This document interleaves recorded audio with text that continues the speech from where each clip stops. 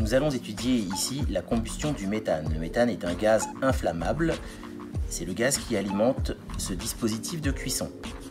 Tout d'abord, je vous mets en garde, ne pas reproduire cette expérience à la maison pour des raisons de sécurité, bien évidemment.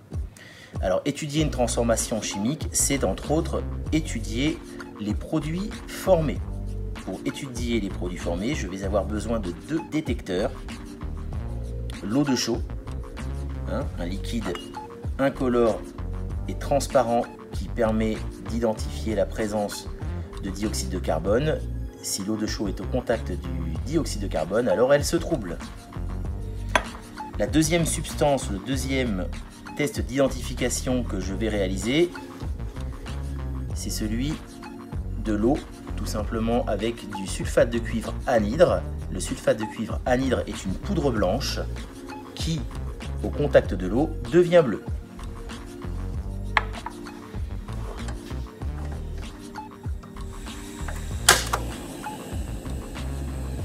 Dans un premier temps, je vais placer un récipient froid à température ambiante et transparent au-dessus de la flamme.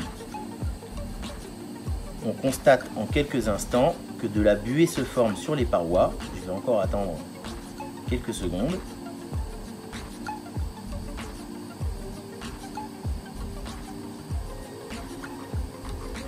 Donc là on voit bien qu'il y a de la buée qui s'est déposée sur les parois. Pour être sûr qu'il s'agit bien d'eau, je vais réaliser le test au sulfate de cuivre anhydre.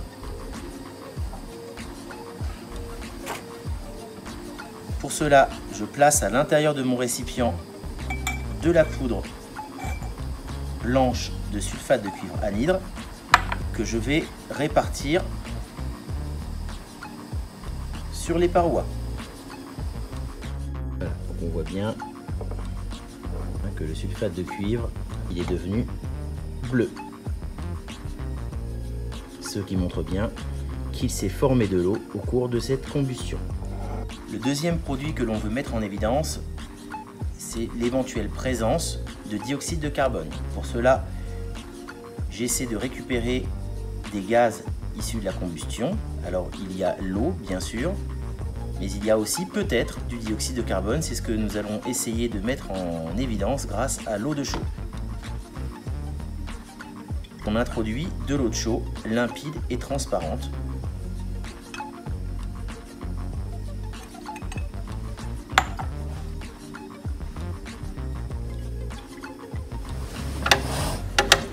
On constate que l'eau de chaux est devenue trouble,